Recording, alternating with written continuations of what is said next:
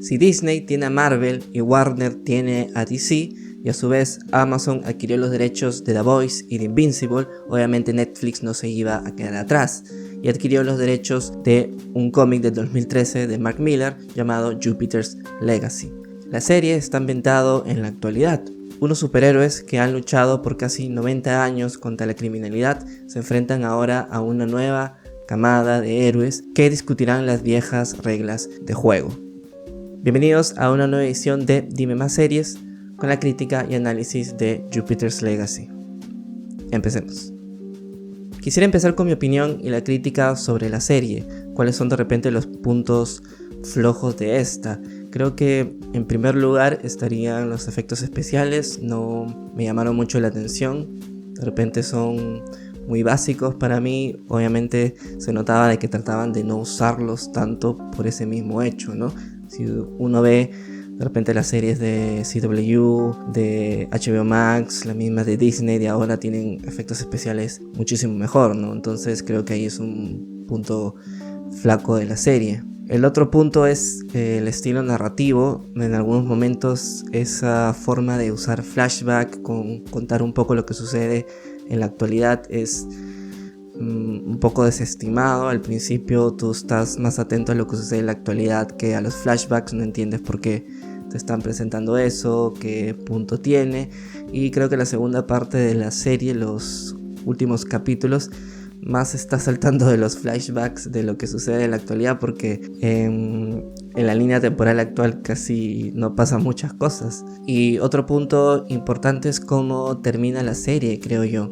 No voy a dar spoilers, pero ese diálogo casi al final, prácticamente al final de la serie, cuando te dicen absolutamente todo en un diálogo entre dos personajes, qué es lo que estaban tramando desde el inicio, es un poco cliché y da a entender de que creo que no hay mucho respeto por el espectador, tratan de darle todo fácil y creo que no es lo apropiado, y eso da un terrible bajón a la serie, en mi punto de vista. Y como cuarto punto, ya esto no sería algo negativo, sino de repente una precisión mía. Me pareció que fue la serie, los 8 capítulos, más bien una introducción, no hay ningún nudo todavía. Bueno, sí, pero la temporada no se vio como si estuviera en un inicio y un final, que no terminara, sino que se queda en stand-by para la segunda parte o las partes que vengan, las temporadas que vengan. Entonces los 8 capítulos parecen haber sido una gran introducción para que ya el próximo volumen o la próxima temporada ya veamos todos los ramajes que van a suceder a partir de lo que nos han presentado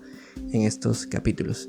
Así que, bueno, de repente las tramas que se han quedado así vacías o que no se han desarrollado mucho o que nos han dado algunos hints, de repente ya se desarrollarán en la próxima parte. A continuación el análisis será con spoilers. En la serie, el protagonista es Sheldon Sampson, el alter ego de The Utopian, el gran personaje y superhéroe de los Estados Unidos. Este está construido a través de un trauma y además sobre la diferencia. Me explico, Sheldon vio fallecer a su propio padre delante de sus ojos. Luego se enteró de la verdad, las estafas y despilfarro de dinero que realizaba a escondidas. Es decir, el padre de Sheldon tenía una doble vida, una cara visible y otra oculta detrás de la misma persona. Para entender mejor esto es necesario ayudarme con la distinción entre lo público y lo privado. Sheldon conocía de su padre la cara pública, el buen padre y empresario. No obstante, también era lo otro, lo privado, lo oculto que permitía que el buen padre y buen empresario funcionara. Por ese motivo, Sheldon se entera bruscamente de la verdad y, por oposición, construye su identidad a partir de la diferencia con su propio padre. Él no sería como él, sino que tendría una manera determinada de actuar a través del bien. Eso lo realiza en su trabajo como The Utopian. De allí la creación del código, el cual delimita el poder de los superhéroes al no matar y al no gobernar. Con ello, Sheldon evita parecerse a su papá y más bien emerger como superhéroe. El problema empieza con el accionar de Sheldon con su familia, quien prefiere seguir a rajatabla el código sobre todos los demás asuntos personales. En otras palabras, Sheldon es absorbido por su figura pública, The Utopian, y deja de lado su parte privada, el mismo Sheldon Sampson, padre y esposo, Esto es clarísimo en la primera escena de la serie, donde él llega cuando se entera de que su hija ha utilizado sus poderes de forma irresponsable. Le regaña y le dice que debe valerse por el código y no por sus impulsos. Obviamente, él no quiere que se parezcan a su padre, sino a él. Y en vez de seguir con su faceta como papá, los deja solos, ya que acaba de ocurrir un accidente y su trabajo para él es lo más importante. En otra escena sucede algo parecido cuando está teniendo intimidad con su esposa y sale raudo al espacio porque oye que un meteorito se puede estrellar contra la Tierra. Nuevamente Sheldon prefiere ser de Utopian, su figura pública sobre la privada, y eso le trae problemas dentro de su familia y el interior de la misma unión. Sus hijos también están construidos a raíz de la diferencia o acercamiento con su padre. Chloe es la rebelde, la que se separa completamente de la familia porque es su forma de rechazar a su padre. No es una superheroína ni sigue el código, sino que ha hecho su propia vida en base a sus caprichos. Por otro lado, Brandon, The Paragon, está delineado a imagen y semejanza de su padre. Está siempre en constante lucha por parecerse a él, por seguir el código. Sin embargo, los problemas con los hijos de Utopian persisten. Para Sheldon, Brandon no es lo suficientemente bueno como él. Tanto es su inmersión hacia el código que le exige mucho más a sus hijos que a sí mismo. Por ello, Brandon tiene siempre presente en su mente las palabras de su padre.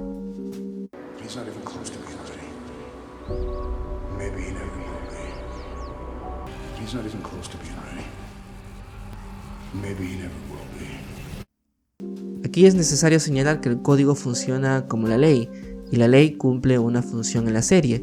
Esta impide a Utopian degradarse y convertirse en un tirano, en otras palabras, ser como su padre. No obstante, la ley se inscribe dentro de los individuos y los deshumaniza. Ha deshumanizado a Sheldon y lo ha convertido en Utopian casi las 24 horas del día. Por otro lado, ha puesto a Brandon a merced de la ley. Tiene que seguirla al pie de la letra, si no, no será como su padre. Eso daña su propia identidad. Por si fuera poco, la ley ha provocado que Chloe deje a su familia. La ley o el código provoca que la población rechace a la unión, ya que el impedimento de asesinar a sus rivales les pasa factura constantemente. Para los personajes, la respuesta es o desactivar el código o reforzarlo más que nunca. Puedo concluir que el código es el aparato que identifica a Sheldon y a los superhéroes según su propia mirada. Utopian no puede romper el código y siempre repite que debe seguírselo al pie de la letra, ya que es su forma de hacerle frente al rechazo de su propio padre. No obstante, los demás no entienden esa función. La ley así funciona como un aparato que está impuesto desde afuera, por el mismo Sheldon obviamente, a su imagen y semejanza. Por ese motivo, ya luego de 90 años, el código es inservible para la mayoría, ya que está edificado sobre la visión de un hombre sobre los demás y no está compuesto por varios hombres sobre los demás como funcionaría una democracia. Se podría decir de esta forma que el código es una ley autoritaria impuesta por el líder hacia los demás sin que ellos hayan podido participar en su desarrollo. Por ello, el nombre del personaje, Utopian, el utópico, es tan significativo. Él es un personaje idealista que cree que el mundo es de una forma determinada y que no cambia sustancialmente. La utopía es lo que no tiene lugar, está basado en una isla imaginaria con un sistema político, social y legal perfecto.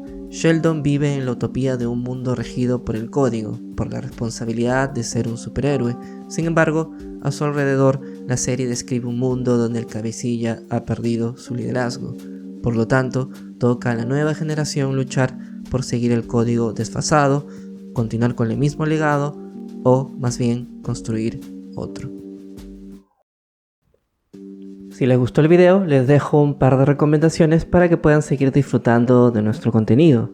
Nos vemos en el próximo video. Hasta luego.